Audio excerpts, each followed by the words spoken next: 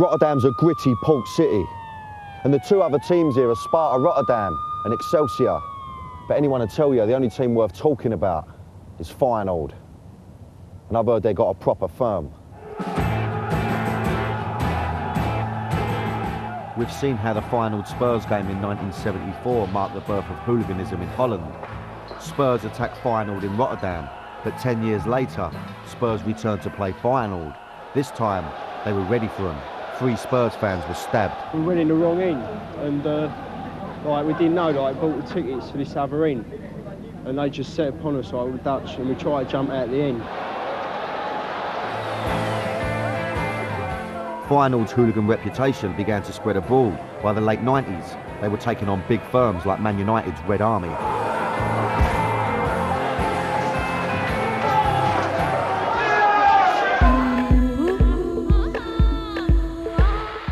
Feyenoord's hooligans were becoming one of the most feared firms in Europe, and the rave scene was growing big in Holland. While most people were popping pills and getting loved up, the hooligans saw the raves as another place to kick off.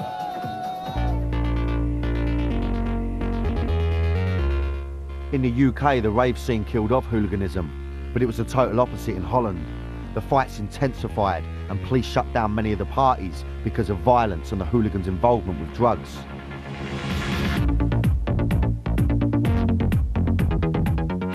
Feyenoord have continued to cause chaos abroad. They recently rioted in Nancy and fought with the police in the stadium. Feyenoord were due to play the next tie against Spurs, and many were talking about revenge. But now Feyenoord have been banned because of their violence in the competition.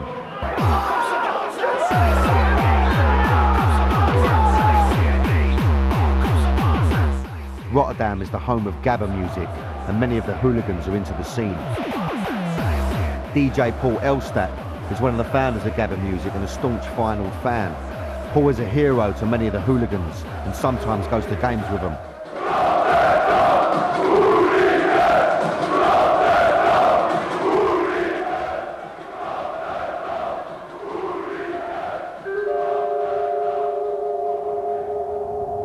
Paul's agreed to meet up and tell me more about the Feyenoord Firm and the gabba rave scene.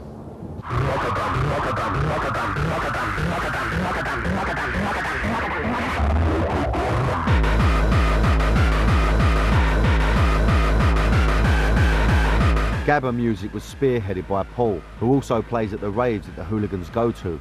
If there's a game on Sunday and Saturdays there's a big party, I think a lot of guys like to go to the party, go nuts the whole night and till in the morning, and then don't go to sleep because you don't wake up when you go to sleep, of course. So go straight to a game.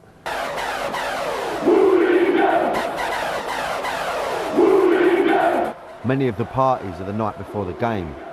The hooligans take drugs to help them stay up all night. They continue from the rave to the football, and the drugs fuel the clashes at the match on the next day. There's also, I heard the name rellenpoeder. That's called riot powder. That's the cocaine they use when they go when they have a fight, when they go to other firms or something.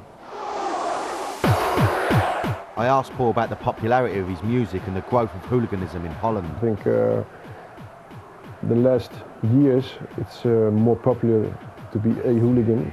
Everybody wants to be a hooligan down nowadays. Hooliganism had spiraled out of control.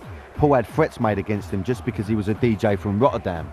I had to play in Amsterdam a few years ago, a Thunderdome party, and the promoters just called me the day before and said, Paul, you better not come because we can't guarantee your safety, because they heard a lot of rumors that if I was going to play there, a group of people were going to attack me because I'm from Rotterdam, so they had to cancel the gig.